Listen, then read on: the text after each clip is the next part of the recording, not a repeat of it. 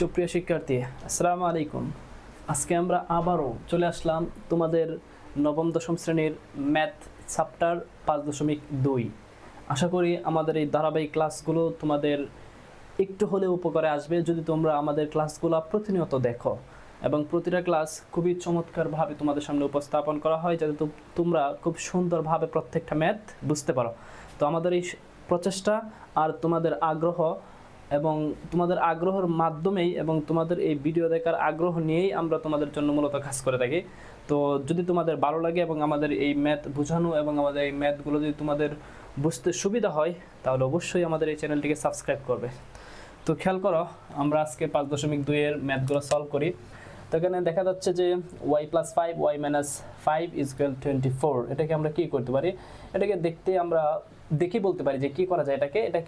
এটাকে b ধরলে a + b * a - b হিসাবে সূত্র প্রয়োগ করা যায়। এটাগুলো তোমরা জানো, একদম ইজি ম্যাথ।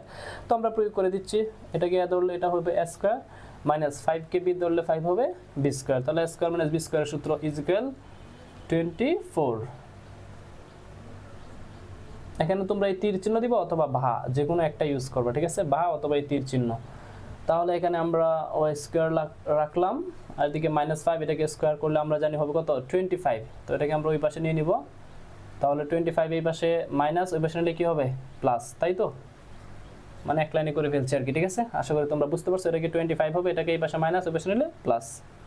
বা দেখো y স্কয়ার = এটা যোগ করলে কত হবে? 49। 5 আর 4 9, 2 আর 2 4, 49 অর্থাৎ 49। এখন আমরা জানি এই পাশে স্কয়ার, ওই পাশে গেলে কি হয়? Root over. তাহলে এটা কত হবে? Root over 49। সুতরাং y আমরা জানি রুট ওভারের মান কি হয়? Plus minus. রুট ওভার এই 49 এর উপর তুমি যদি রুট ওভার ক্লিক করো, মান আসবে 7। এটাই হচ্ছে আনসার। আশা করি তোমরা বুঝতে পেরেছো। এরপরে 7 নাম্বার ম্যাথটা দেখো, একদম সহজ কিন্তু আমি আরেকবার বলে দিচ্ছি। দেখো এটাকে এটা b, a + b * a - b সূত্র আমাদের, হ্যাঁ? এটা সমান এই মান দেওয়া আছে, আমরা এটাকে সূত্র প্রয়োগ করলাম a স্কয়ার - b স্কয়ার = 24। এরপর এই 5 কে স্কয়ার করলে আমরা জানি, অর্থাৎ এখানে 5 কয়টা? দুইটা, 25 হয়। এটা এই পাশে মাইনাস, ওই পাশে আমরা নিয়ে এসেছি প্লাস হয়ে যাবে। এটা মাইনাস, ওই পাশে আসলে পক্ষান্তর করলে প্লাস হয়। তো এটাকে যোগ করলে হয় 49, যোগ করলাম এই স্কয়ারটাকে ওই পাশে নিলে হবে রুট ওভার, আর রুট ওভারের মান সবসময় কি হয়? প্লাস মাইনাস হয়। ওকে, 7 নাম্বার দেখো। এখন 7 নাম্বারটাকে কি করা যায়? এখানে দেখো আমরা করতে পারি এটা সমান একটা মান, এটা সমান একটা মান দেওয়া আছে। দুইটা মান যেহেতু এখানে গুণ অবস্থায় আছে, তাহলে আমরা এটাকে হয় এটাকে অথবা দিয়ে কাজ করে ফেলবো, হ্যাঁ? তাহলে আমরা লিখলাম হয় √2x + 3 = 0, অর্থাৎ এটা সমানও 0, এটা সমানও 0, হয় অথবা দিয়ে কাজ করে ফেলবা, ঠিক আছে? বা এখন দেখো এখানে আমরা কি করতে পারি? √2x = এটা 3 এই পাশে প্লাস, পক্ষান্তর করলে কি হবে? মাইনাস, তাই তো? বা এখন এই x কে এই পাশে রাখো, আর -3 এখানে, আর এই √2 এই পাশে এটার সাথে গুণ অবস্থায় আছে, ওই পাশে গেলে ভাগ গেলে কোথায় যাবে? নিচে যাবে, তাই তো? এখন দেখো আমাদের নিয়ম হচ্ছে এই সমস্ত ম্যাথগুলো করার ক্ষেত্রে আমাদের নিয়ম হচ্ছে নিচে আমাদের কি করতে হবে? পূর্ণ সংখ্যা আনতে হবে। ভালো করে খেয়াল করো, এই চ্যাপ্টারে যতগুলো ম্যাথ করব, যদি কখনো নিচে আমাদের ভগ্নাংশ মানে এরকম রুট ওভারের মান চলে আসে, তখন আমাদের নিয়ম হচ্ছে এটাকে কি করতে হবে? পূর্ণ সংখ্যায় রূপান্তর করতে হবে। সেটা তুমি যেভাবেই করো না কেন। এখন দেখো এটাকে যদি আমরা পূর্ণ সংখ্যা করতে চাই, তাহলে আমরা জানি না, ভালো করে খেয়াল করো, আমরা জানি না 2টা √2 = একটা পূর্ণ সংখ্যা। ঠিক একইভাবে আমরা এই কাজটা এখানেই করব। আমরা জানি 2টা √2 সমান একটা পূর্ণ সংখ্যা, অথবা একটা পূর্ণ সংখ্যা সমান আমরা জানি 2টা √2। তাহলে এটাকে যদি আমরা এখানে কাজ করি, সেম কাজটা যদি আমরা এখানে করি, দেখো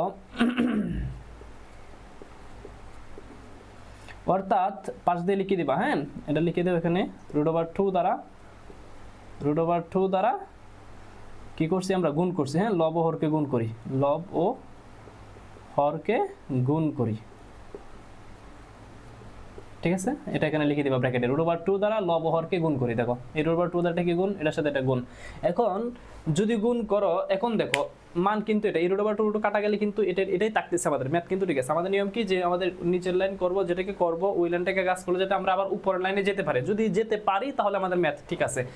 এখন এই √2 কাটা গেলে এখানে আমাদের এই লাইনই থাকতেছে। আর আমরা যেটা বললাম এখানে দুইটা √2 সমান একটা পূর্ণ সংখ্যা, এই নিয়মও ঠিক আছে আমাদের। তাহলে সবকিছু ঠিক আছে, ঠিক আছে না? এখন দেখো পরের লাইন। এখন আমরা জানি x এই দুইটা রুট ওভার 2 সমান আমাদের কি একটা পূর্ণ সংখ্যা, আর উপরে আছে -3 রুট ওভার 2। এটাই হচ্ছে আনসার। ঠিক আছে, এটা হচ্ছে এক্স এর মান একটা বের করছি, আবার কিন্তু এটাকেও কাজ করে সেম ভাবে আমরা এই পাশেও বের করব। আশা করি তোমরা এতটুকু ফাংশন বুঝতে পেরেছো। এখন আমরা ঠিক সেম ভাবে অথবা দিয়ে আমরা এই পাশেরটাও কাজ করব। ঠিক আছে, অথবা বা এখন এটাকেও কাজ করো ঠিক সেম ভাবে। ঠিক আছে, এখানে আমাদের কি মান আছে, এটাকে এদিকে ব্র্যাকেট দিয়ে দিচ্ছি। এখন ঠিক সেম ভাবে আমরা এটাকে কাজ করব। হ্যাঁ, এখানে মান আছে √3x - 2 = 0। আমরা এটাকে কাজ করে এটা বের করছি x সমান এটা। এখন এটাকে কাজ করে 0 সমান আমরা এখন আবার x এর মান বের করব। হ্যাঁ, ভা ঠিক সেম ভাবে কিন্তু এটার মতোই আমরা এখানে x কে রাখবো। আচ্ছা, √3x আমরা এই পাশে রাখলাম, এটা 2, ওই পাশে গেলে কি হবে -2, ওই পাশে গেলে কি হবে +2, ভা এখানে x রাখো। এখন এটার সাথে √3টা গুণ অবস্থা, ওই পাশে গেলে কি হবে ভাগ গেলে কোথায় বসে, নিচে বসে, আর এখানে আছে আমাদের 2। ঠিক সেম ভাবে আমরা একটু আগে যে নিয়মটা এখানে তোমাদেরকে বুঝিয়েছি যে 2টা √2 সমান একটা পূর্ণ সংখ্যা, এখন 2টা √3 সমান কি হবে একটা পূর্ণ সংখ্যা, তাই তো? তাহলে আমাদের নিয়ম কি ছিল যে নিচে আমাদের কি করতে হবে, পূর্ণ সংখ্যা আনতে হবে। যেহেতু এখানে আমাদের √ মান, এটাকে আমরা পূর্ণ সংখ্যা করার জন্য আমরা এই কাজটা এখানে করব। তাহলে আমরা এখানে লিখলাম 2 √3, এখানে 2টা √3 গুণ করতে হবে, তাই তো? বা x সমান সমান আমরা জানি উপরে যেটা আছে এটাই থাকবে। এখন আমরা জানি 2টা √3 সমান আমরা জানি কি একটা পূর্ণ সংখ্যা। তাহলে আমরা এখানে আমরা পেয়ে গেছি, সুতরাং x = 2 √3/3। তাহলে এটাই তো আমাদের आंसर। তাহলে লিখে দিবা, সুতরাং নির্ণীয় মান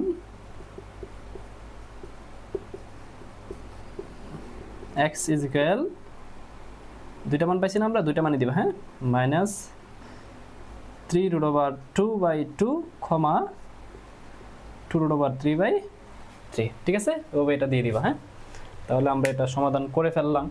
এখন আমরা পরবর্তী ম্যাথে যাচ্ছি। হ্যাঁ, দেখো এখন আমরা 8 নাম্বার ম্যাথটা একটু দেখি, ভালো করে খেয়াল করো। আমরা বলছি কি এই চিহ্ন দেওয়া যাবে অথবা ভা লেখা যাবে, যে কোনো একটা দিতে পারো। হ্যাঁ, যেহেতু দেখো এটা 2z² - 9 + 9z = 0। এখন এটার সাথে এটা গুণ অবস্থায় আছে, আমরা গুণ করে দেব। গুণ করলে কি হবে 2z² প্লাস মাইনাস 2 দিয়ে 9 কে গুণ করলে 9 দুগুণে 18 প্লাস এখানে 9z কিন্তু এর সাথে গুণ অবস্থায় নাই, এটা যেভাবে আছে এভাবেই রাখো = 0।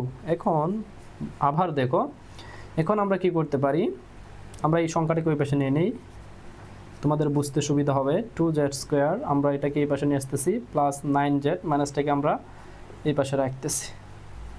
জাস্ট এটাকে এখানে নিচ্ছি, এটাকে এখানে আনছি, আর কিচ্ছু করি নাই। এখন এখান থেকে ওখানে নিলে কিন্তু চিহ্নের কোনো পরিবর্তন হবে না, কারণ কি আমরা জানি শুধুমাত্র পক্ষান্তর করলেই চিহ্নের পরিবর্তন হয়ে থাকে। বা আবার দেখো, এখন দেখো এই 2 এর সাথে আমরা এখন কি হয়ে যায়, এটা কিন্তু মিডল টার্মের নিয়মে পড়ে গেছে। দেখছো এখানে স্কয়ার আছে, এখানে জেড আছে, আর এটা কি পূর্ণ সংখ্যা। তাহলে আমরা নিয়ম কি, যে প্রথম সংখ্যা দ্বারা লাস্ট সংখ্যাকে গুণ করে ওই গুণফলকে লসাগু করে ভেঙে দুইটা ভাগ করে মাঝখানের সংখ্যাকে যোগ বিয়োগ করে মিলাতে হবে, আর গুণ করে ওই লাস্ট সংখ্যায় মিলাতে হবে। তাহলে আমরা এখানে 2 দিয়ে 18 কে গুণ করলে 18 দুগুণে কত হয় 34 আসে, তাই তো? 34 কে লসাগু করলে কত হয় 9 দুগুণে 18, 18 দুগুণে 34 না? এই যে এখানে 36 কে এভাবে ভাঙবা। ঠিক আছে, এই যে লসাগু 18 দুগুণে 36, আবার কত হয় 9 দুগুণে 18, আবার 3 দিয়ে 3 তিরিকে 9। এই যে এই সংখ্যাগুলো যেগুলো আছে, এই সংখ্যাগুলোকে তুমি গুণ করলে যাতে ওই 34ই হবে, আবার যোগ বিয়োগ করলে হবে 9। তাহলে কি করা যায় দেখো, 3 দুগুণে 6, 6 দুগুণে 12। তাহলে আমরা এখান থেকে এটা এতটুকু একটাকে নিব, এখান থেকে এতটুকু একটাকে নিব। 3 2 দুগুণে 4, 3 4 12, আর 3 12 থেকে 3 বাদ দেও, 12 থেকে 3 বাদ দিলে কত থাকে 9। মিলে গেছে? তাহলে আমরা এখন এটাই আমরা এখানে লিখবো। দেখো তাহলে এখানে আমাদের 2z² যা আছে তাই থাকবে। এগুলো তোমরা আগেও করেছো, তারপর আমরা একটু বুঝিয়ে দিলাম, মনে করে দিলাম তোমাদেরকে। তাহলে এটাকে আমরা কি করতে পারি, 2z², যেহেতু এখানে প্লাস আছে প্লাস 12, যেহেতু 12 আমরা কি করব বাদ দিব, প্লাস 12z, এখানে পাশে যে লেটার থাকবে এটা অবশ্যই বসবে। এখন যেহেতু আমরা বিয়োগ বোঝানোর জন্য এখানে প্লাস, এখানে অবশ্যই কি দুইটা চিহ্ন দুই রকম হতে হবে, মাইনাস দিতে হবে। 3z - 18 = 0। বা আবার দেখো এখন কি কমন যায় বলো তো, এখান থেকে 2 আছে, এখানে z আছে, তাহলে কি কমন যায়, এখানে 2z কমন যায়, তাই তো?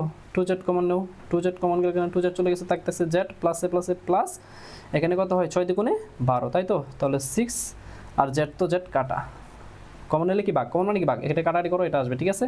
মাইনাস, এখান থেকে কি কমন যায়, -3 কমন যায়, -3 কমন গেলে মাইনাসে মাইনাসে প্লাস, 3 কাটা থাকতেছে জেড, মাইনাসে মাইনাসে প্লাস, এই 3 দিয়ে 18কে ভাগ করো, 3 6 18 ইজগেল 0।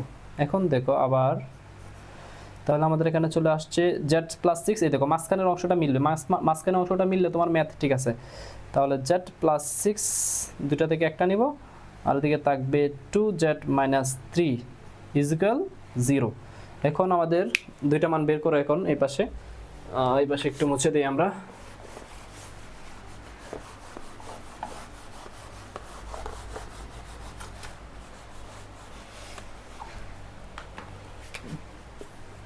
এই পাশে দেখো এটাকে তাহলে আমরা z+6 সমান 0, আবার 2z-3 সমান 0, যেহেতু গুণবাস্তা যেমন আগের ম্যাথটা আমরা করেছি, তাই তো। তাহলে z+6 ইজগেল 0, সুতরাং z ইজগেল -6, তাই তো।